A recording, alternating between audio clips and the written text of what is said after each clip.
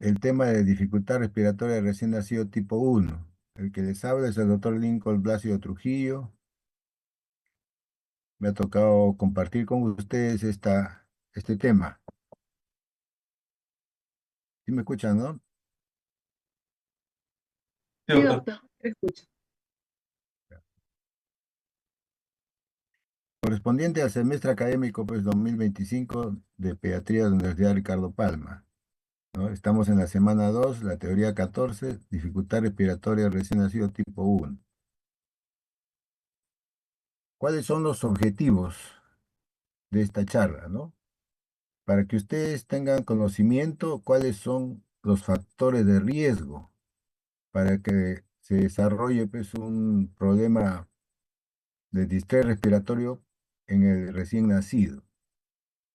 Ustedes van a determinar al final de esta charla, ¿no? Cuáles son las características de la presentación, o sea, la clínica, cuál es la sintomatología, para llegar a un diagnóstico adecuado. Y deben conocer también cómo es el manejo de esta patología, que es el distrés respiratorio tipo 1. ¿Con qué se le conoce en la literatura, ¿no? a este problema? Primero, no se sabía cuál era la causa y se llamó pues, síndrome de dificultad respiratoria idiopático. Posteriormente, se determinó que era por una alteración en cuanto a la maduración pulmonar, ¿no? Por un surfactante que faltaba en el recién nacido, sobre todo en el prematuro, que eso condicionaba pues, una estructura en Ajá, el alveolo. acá está, por pero eso, ya no se- hay nada. por eso se llamaba enfermedad de Mena-Yalina. No Pero había nada. como existe dos tipos de dificultad respiratoria, y este fue el primero que se describió, se llamó tipo 1, ¿no? Son sinónimos que van a encontrar en la literatura. ¿Cómo podemos definir esta patología, no? Ustedes saben que el recién nacido presenta dificultad respiratoria, ¿no? ¿Secundario a qué? A la incapacidad, ¿no? del neumocito tipo 2 para sintetizar surfactante. Esto determina pues, que hay una falla de desarrollo en los pulmones. Además, pueden estar asociados al desarrollo de proteínas, al efecto de la producción del surfactante, ¿no? Que va a conllevar finalmente a una disminución del volumen pulmonar y a un colapso alveolar progresivo. Entonces tengan en cuenta que es por la incapacidad del neumocito tipo 2 para sintetizar este componente que es el surfactante. Desde el punto de vista epidemiológico, o sea, la casuística, ¿no? La causa más importante de mortalidad en el periodo neonatal, ¿no? está entre el 15% y eso generalmente se presenta, ¿no? a partir de las 32 a 36 semanas de la gestación. Acuérdense ustedes que esta patología es inversamente proporcional a la edad gestacional, ¿no? Menos del 5% después de las 37 semanas, ¿no? 60% en menores de 28 semanas. Prácticamente, si el recién nacido tiene 39 semanas, es 0% esta patología. Entonces, acuérdense ustedes que es inversamente proporcional a la edad gestacional, ¿no? Y de acuerdo también al peso que pueda presentar el recién nacido.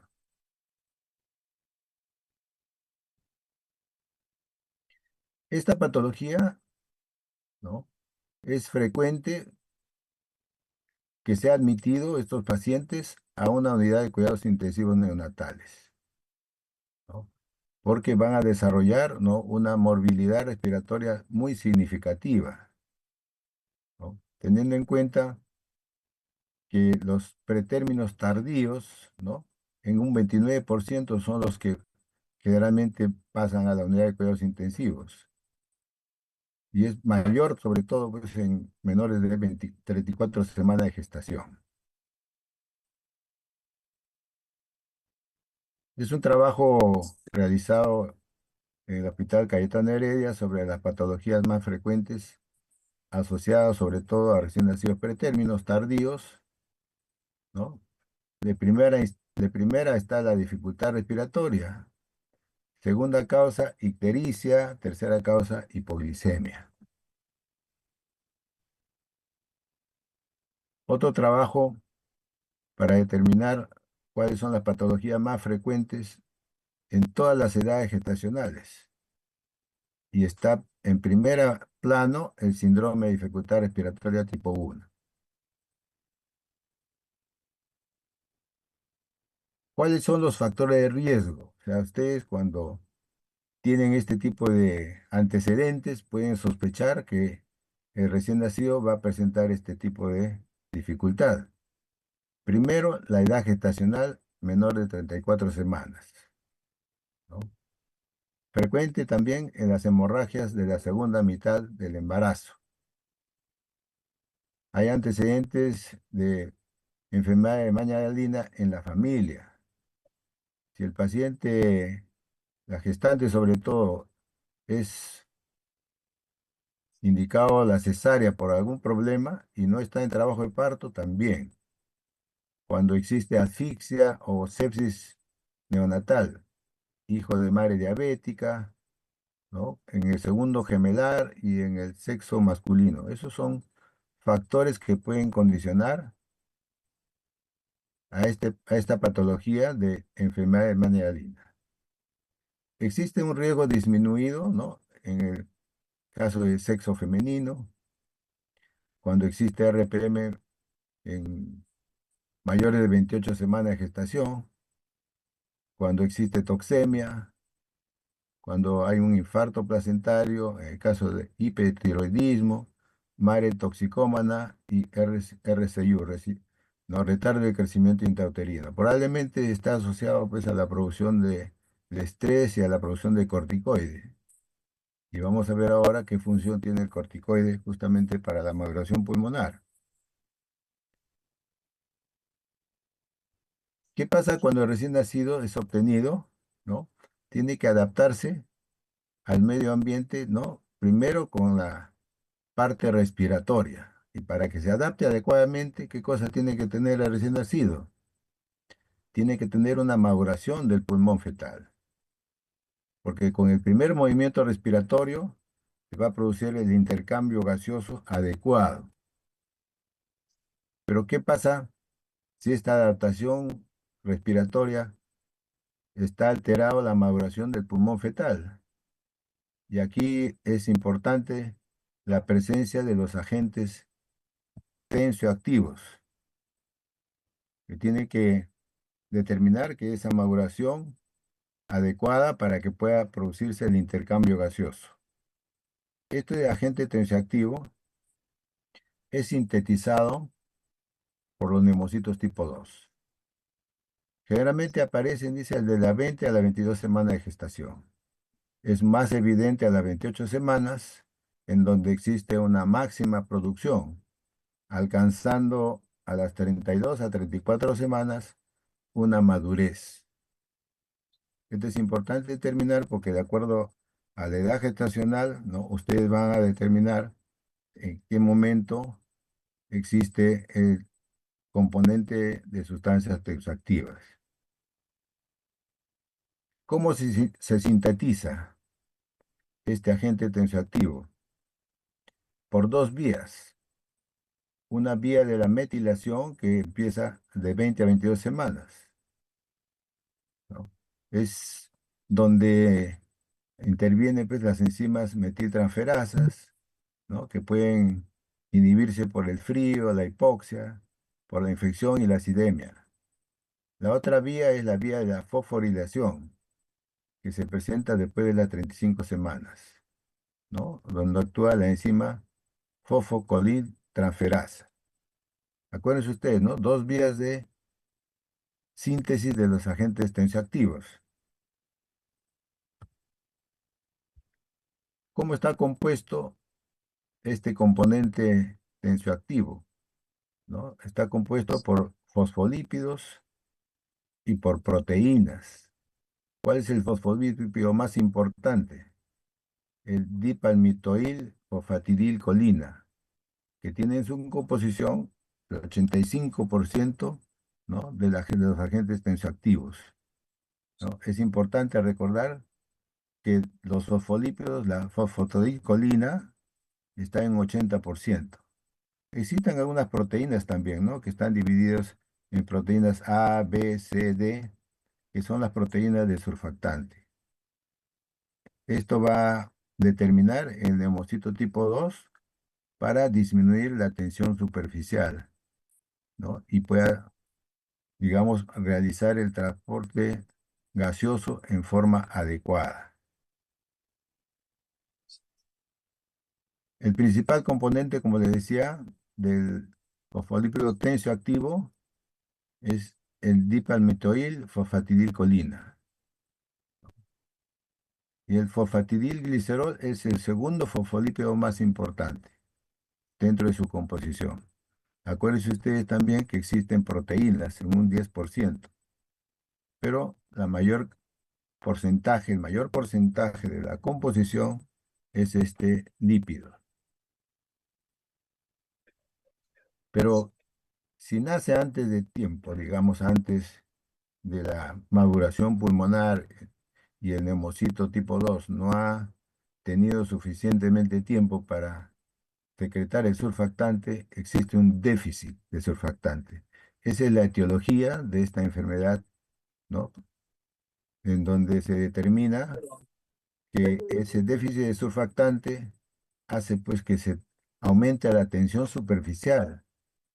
Entonces el paciente puede llegar con el oxígeno a los alvéolos, pero no puede pasar la barrera y hacer digamos, el transporte hacia la sangre, ¿no? Entonces no hay una buena oxigenación y puede producir también una inflamación de la mucosa. Esta inflamación es un componente de membrana hialina, aumentando pues, la permeabilidad vascular. Este aumento de la tensión superficial permite que se forme, pues, en algunos casos, atelectasia, ¿no? Determinando al final un cuadro de fatiga, porque el recién nacido va a tener que aumentar su frecuencia respiratoria para poder captar el oxígeno, pero no se le va a permitir. Entonces el paciente tiene polipnia, tiene una respiración superficial, existe pues un grado de hipoxemia, porque no hay la oxigenación adecuada, terminando en acidosis y una vasoconstricción pulmonar.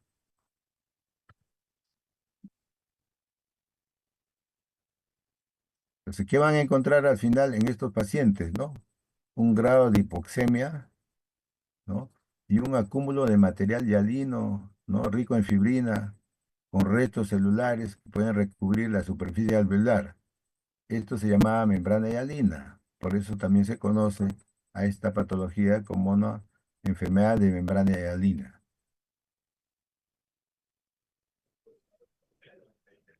¿Cuál es la clínica? ¿Cómo se manifiesta esta patología?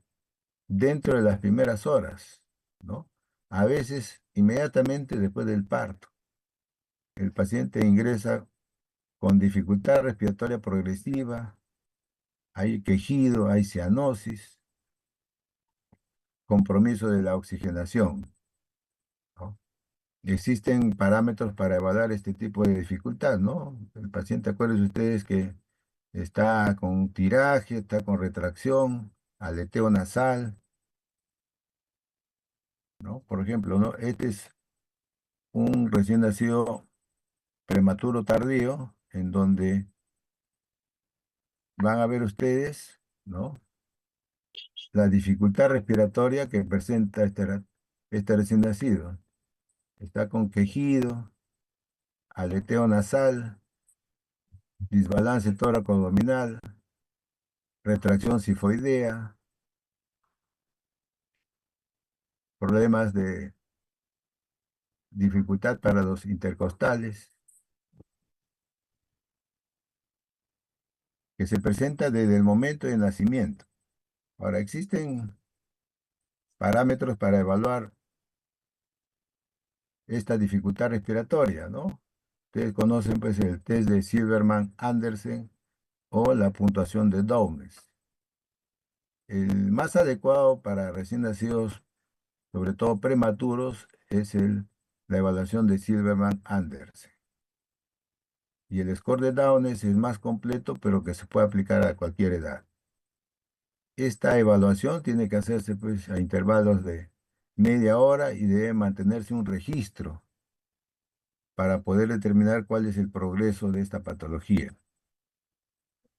Y aquí está el test de Silverman-Andersen, en donde los signos determinantes van a ser de 0, 1, 2, ¿no? Primero los movimientos tóraco-abdominales, el tiraje intercostal, retracción sifoidea, aleteo nasal, quejido expiratorio, ¿no? Así como han escuchado en el paciente recién nacido que he mostrado anteriormente. De acuerdo a la valoración, ustedes determinan la dificultad respiratoria puede ser leve, moderado o severo. En esta patología, en la enfermedad de membrana hialina, la dificultad respiratoria es severa desde el nacimiento. El otro parámetro para evaluar es la escala de Downes, en donde se determina pues, la frecuencia respiratoria por minuto, se ve la cianosis, que es central, y se escucha el murmullo, la entrada de aire, que son tres diferentes a las anteriores. Lo que persiste es las retracciones y el quejido expiratorio, ¿no? Igualmente, ¿no? La valoración va a determinar el puntaje de acuerdo a lo que ustedes puedan determinar desde el punto de vista clínico. ¿Cómo se hace el diagnóstico del síndrome de dificultad respiratoria tipo 1? Primero por los antecedentes, ¿no? De los factores de riesgo que hemos visto, ¿no? Acuérdense ustedes cuáles son los factores de riesgo más importantes que pueda presentar, sobre todo pues en el paciente prematuro, que ese es el factor de antecedente más importante para esta patología, ¿no? El cuadro clínico, de acuerdo a la dificultad respiratoria para evaluar según el test de Silverman-Andersen o el test de John Downes, ¿no? Determinar con el examen físico, ¿no? El problema de la dificultad respiratoria. Pero en algunos pacientes, ¿no? Pueden uno tomarle una radiografía y hacer exámenes de laboratorio,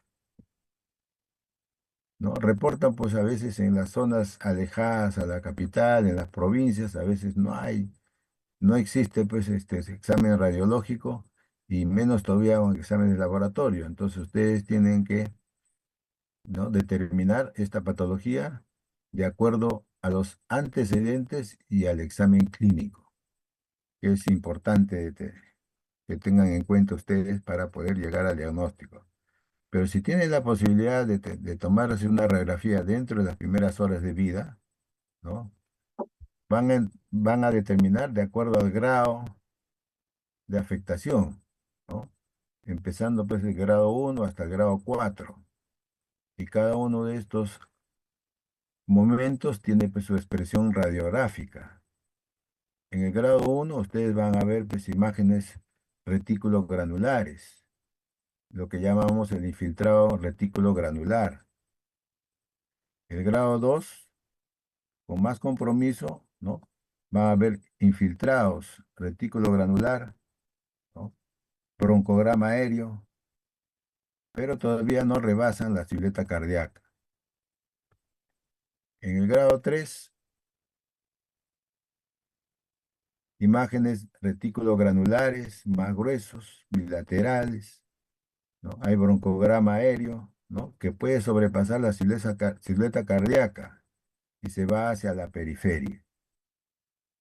Y lo más característico, ¿no? Es el pulmón blanco, que es el grado 4, y que tiene imágenes de vidrio despulido, con ausencia de broncograma aéreo, ¿no? Que es parte de las características de estos pacientes que presentan esta dificultad respiratoria. Y existe una clasificación radiológica también, dependiendo pues de la afectación, ¿no? Si hay broncograma aéreo, si se ve la silueta cardíaca o existe alteración en la aireación, ¿no? Dependiendo del grado 1, 2 o 3, lo característico es, acuérdense ustedes que en esta patología es vidrio esmerilado, ¿no? Que es lo que describe la literatura como parte del hallazgo radiográfico. Existen también exámenes de laboratorio que nos puedan ayudar, ¿no? Estos pacientes de repente están presentando, aparte de eso, ¿no? Un problema infeccioso. Entonces ahí tienen que tomar pues, un hemograma y un hemocultivo, PCR, ¿no? Para descartar una sepsis. Acuérdense ustedes que en los pacientes que hay sospecha de sepsis tiene que haber antecedentes, ¿no? Y con estos exámenes, si salen positivos, es probable sepsis. También hay que descartar problemas de trastornos metabólicos, sobre todo la hipoglucemia. En algunos pacientes, cuando hay la posibilidad y no tienen ustedes, digamos, la posibilidad de tener una radiografía, pueden tomarle una gasometría, un AGA. Y es característico en este problema, ¿no? La hipoxemia, o sea, disminución del oxígeno, porque no hay un intercambio adecuado, hipercapnia, o sea, aumento de CO2, porque no se produce el intercambio y eso condiciona pues una acidosis respiratoria y posteriormente una acidosis mixta, ¿no? También se puede pedir electrolitos, urea-creatinina, a descartar una hipocalcemia.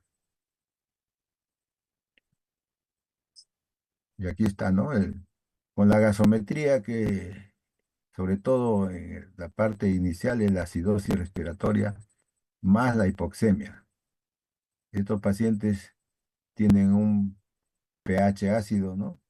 Y pueden condicionar posteriormente, si no hay un tratamiento adecuado, en una falla respiratoria, en donde la gasometría ya tiene pues, un pH menos de 7,25.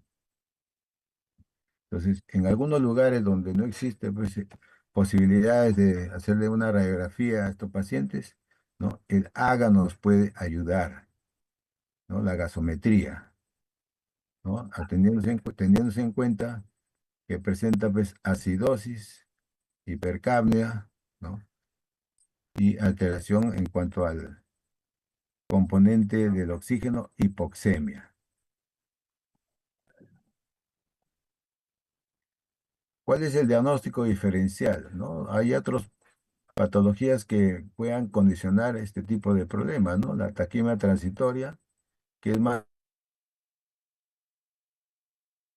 obtenidos por cesárea. Recién nacidos que van a la cesárea sin trabajo de parto, ¿no? Pueden condicionar distrés respiratorio. En algunas malformaciones congénitas cardíacas sobre todo o pulmonares.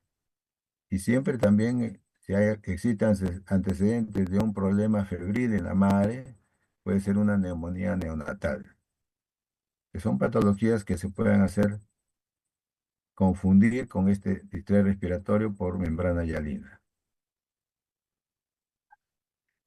¿Cómo tratamos a estos pacientes, no? Lo primero que tenemos que hacer es tomar medidas preventivas, ¿no? ¿Cómo se puede prevenir ¿no? que esta patología se presenta? Primero, haciendo de que se reduzca la incidencia de partos prematuros, ¿no? Pero los intentos, pues, para impedir los nacimientos prematuros han tenido muy poco éxito. Si uno sospecha que va a tener un parto prematuro, puede utilizar corticoides prenatales maternos, ¿no? Generalmente se presenta este tratamiento cuando uno tiene una gestante que está pues, entre las 24 a 34 semanas. Puede utilizar corticoides, ¿no? ¿Qué corticoides se utiliza? Para que exista la maduración pulmonar, betametasona o dexametasona. ¿no? Son dos dosis que van a reducir significativamente la incidencia de distrés respiratorio, nos van a ayudar a tener menos hemorragia intraventricular, ¿no? Y sobre todo va a tener incidencia sobre la mortalidad en pacientes de 23 a 29 semanas de edad gestacional. Acuérdense ustedes que esta patología de dificultad respiratoria es inversamente a la edad gestacional. Cuanto más prematuro, es más frecuente. Entonces, ¿cuáles son las claves del tratamiento? ¿No? Debemos prevenir la hipoxemia y la acidosis. Optimizar, ¿qué cosa? El control de los lípidos, ¿no? Disminuir las demandas metabólicas. Debemos evitar, sobre todo, pues, que se presentan atelectasias y edema pulmonar, ¿no? Para disminuir, sobre todo en otros pacientes que de repente necesitan ventilación mecánica, ¿no? Las lesiones que pueda causar justamente el hecho de administrar oxígeno a presiones altas. Estos pacientes tienen una manipulación mínima, eso es indicado, ¿no? Hay que tener una posición supina, debemos monitorizar las funciones vitales, mantener una temperatura adecuada, ¿no? En algunos pacientes, si la frecuencia respiratoria es mayor de 60, ¿no? Debemos suspender la vía oral, ¿no? O de repente prevenir, pues, si existe periodo de apnea, ¿no?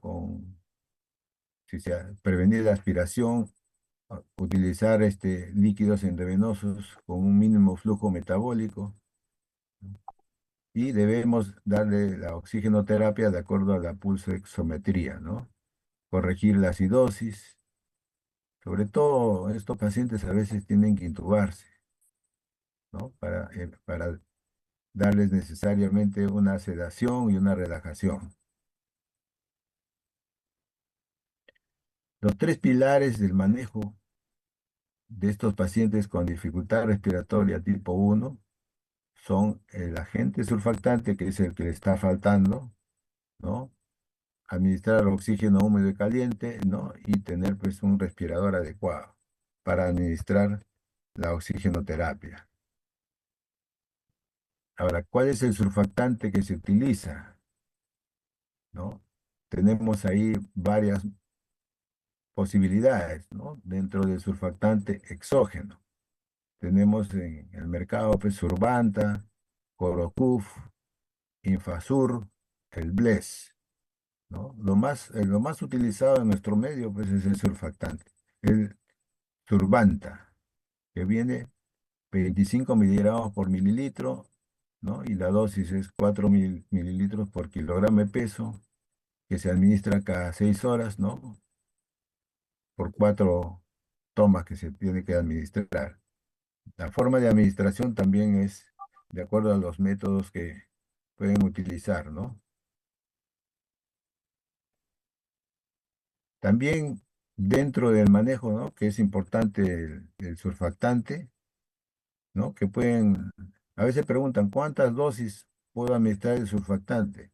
A veces es necesario uno, ¿no? A veces una segunda dosis, ¿no? 8 horas después, dependiendo de la respuesta. Y en algunas literaturas a veces responden que pueden utilizar hasta tres dosis. Dentro de la oxigenoterapia, ¿no? Sobre todo de acuerdo a las fases, ¿no? La oxigenoterapia se puede administrar, ¿no? De acuerdo a 3 fases, ¿no? Debemos evitar, pues, ¿no? La hipoxia, pero sin causar hiperoxia, o sea, daño con el oxígeno, ¿no? En menores de 32 semanas, ¿no? Mantener una saturación de 88 a 92%. Y mayor de 32 semanas puede llegar pues a 88 a 94. Acuérdense ustedes que la oxigenoterapia de fase 1 es con cánula nasal, que generalmente se hace en recién nacidos mayores de 1500 gramos. Esto, por ejemplo, es más frecuente de utilizar en una taquimia transitoria, porque la dificultad respiratoria no es tan marcada. Fase uno. La fase 2 es cuando el paciente tiene todavía frecuencia respiratoria, respira voluntariamente y se le agrega el CPAP, que es una presión continua positiva de las vías aéreas. Entonces, en este caso, la diferencia de CPAP y ventilación mecánica es que mientras el CPAP, el paciente puede respirar y le adicionamos una presión positiva. En el caso de ventilación mecánica, el paciente no puede tener una respiración adecuada, entonces uno tiene que darle la presión y darle la frecuencia. Esa es la diferencia, ¿no? Con ventilación mecánica convencional. Cuando en algunos pacientes fracasan el CPAP, ¿no? Que es la presión continua positiva de las vías aéreas. Generalmente la ventilación mecánica es lo que estos pacientes requieren por la patología del déficit de surfactante. Acuérdense ustedes que poco a poco el surfactante que se administra puede ser reciclado también, ¿no? Y es importante determinar que dentro de las 48 a 72 horas, ¿no? Puede haber una respuesta adecuada. Y la mortalidad justamente es en ese tiempo. Si generalmente pasan más de 72 horas, es probable que a los 7 días ya estos pacientes puedan tener un intercambio gaseoso adecuado por la presencia del surfactante que tiene la peculiaridad de que también se puede reciclar. Las complicaciones que puedan tener, ¿no? Estos pacientes pueden, que son prematuros sobre todo, una hemorragia pulmonar, pueden tener una retinopatía del prematuro, una displasia broncopulmonar. Pueden condicionar pues con la presión que se administra, ¿no? Un neumotórax.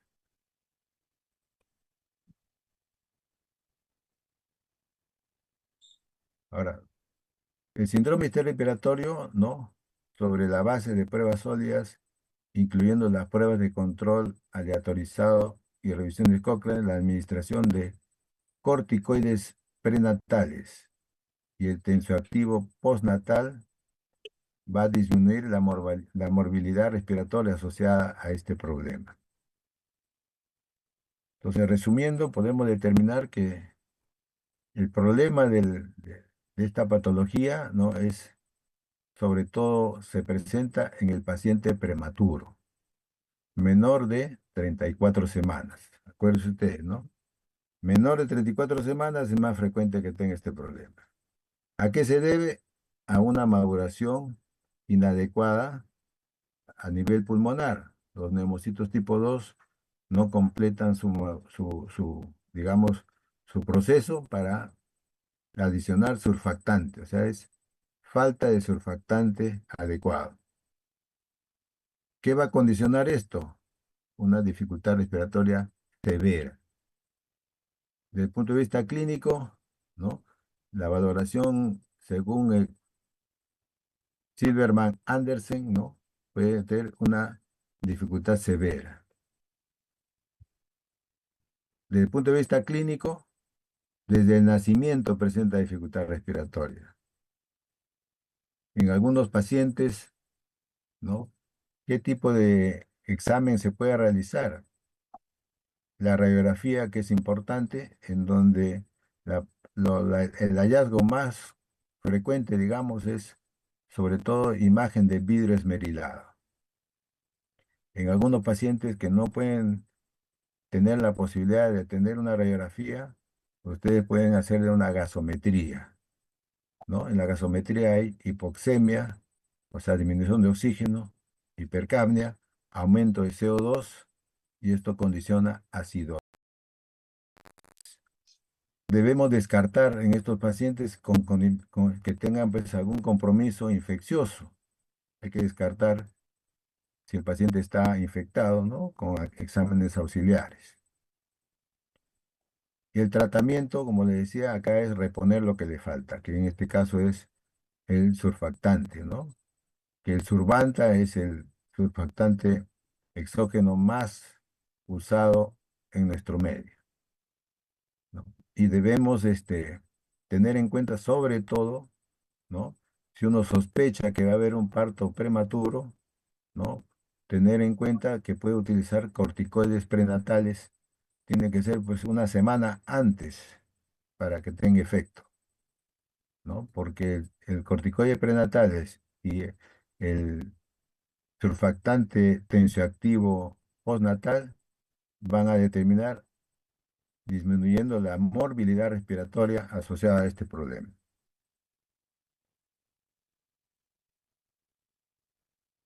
¿Tienen alguna pregunta con respecto a esta patología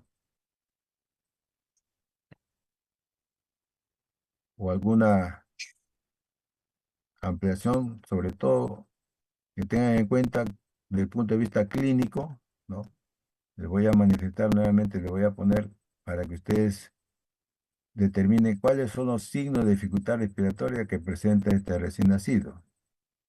Acuérdense ustedes, ¿no? Para evaluar la dificultad respiratoria tienen que tener en cuenta qué cosa. Primero, por dónde entra el aire y el oxígeno.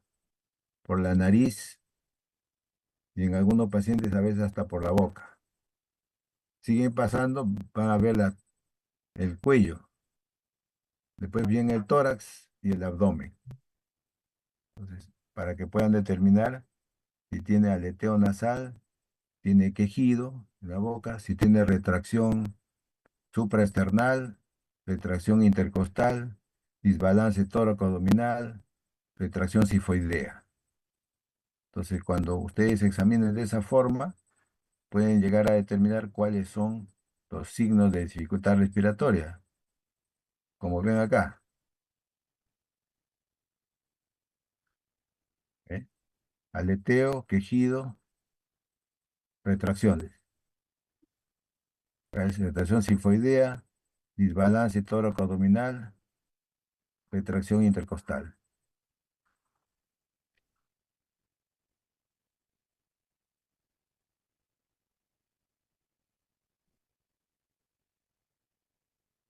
Este es para que ustedes reconozcan cómo es la dificultad respiratoria desde el punto de vista clínico. Muy bien, ¿alguna pregunta?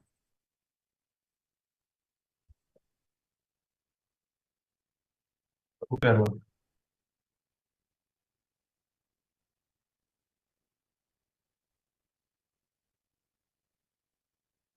Este es el examen, ¿no? El test de Silverman-Andersen, ¿no? Se realizó más o menos en los años 70. En esa época, los pacientes no sabían qué patología tenían. Entonces, Silverman y Andersen hicieron un trabajo de investigación, ¿no? Para determinar que estos pacientes que tenían dificultad respiratoria lo nebulizaban con suero fisiológico. Pero para que entre al programa tenían que evaluar el grado de dificultad respiratoria y describieron justamente estos dibujos donde determinaron, ¿no? qué pacientes con dificultad respiratoria leve, moderado, severo se podían mejorar con la nebulización con suero fisiológico. Obviamente, pues, el tratamiento no era eso, ¿no? Sino que en esa época no se sabía, ¿no? que era por déficit de surfactante. Por eso que se llamó, ¿no? síndrome respiratorio idiopático, ¿no? Él pudo trabajar como médico suplente por toda Alemania todos esos años. La policía criminal Pero como esta evaluación es generalmente para prematuros, ¿no? Después vino John Downes y dijo, pues, que debemos evaluar la dificultad respiratoria en todos los pacientes, sean a término también. Y ahí creó este tipo de signos, ¿no? En donde adicionó frecuencia respiratoria, cianosis y entrada de aire, para ver si cómo estaba el murmullo. para despertar. Y como decía, a veces la literatura reporta, pues, ¿no? En algunos lugares donde ustedes no tienen la posibilidad de tomarle una radiografía, ¿no? Con los antecedentes, es importante que tengan en cuenta cuáles son los antecedentes, ¿no? De riesgo aumentado, que son los factores de riesgo, ¿no? Sobre todo, pues, edad gestacional menor de 34 semanas, ¿no? Y es más frecuente, pues, en pacientes con hemorragia en la segunda mitad del embarazo, ¿no? Que son digamos, lo que se destacan con factores de riesgo más específicos, ¿no? En el sexo masculino también es más frecuente, ¿no? Y de riesgo disminuido justamente en estos cuadros en donde existe pues un estrés y el estrés puede producir pues aumento de corticoides y ustedes saben que el corticoide ayuda para la maduración pulmonar.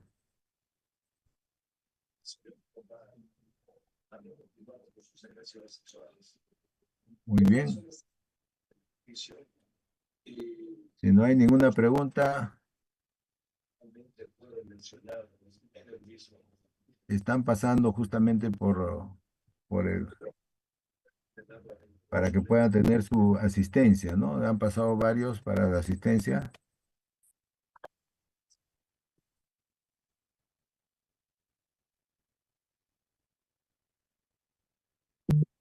Muy bien. Si todo está claro, no hay ninguna pregunta. En cualquier momento estamos ya estamos llanos para poder ayudarlos. Sí, doctor, muchas gracias. Ok, Gracias, doctor. Hasta luego, doctor. Muchas gracias. buenas tardes. Buenas tardes, doctor. Gracias. Buenas tardes, doctora. Hasta luego.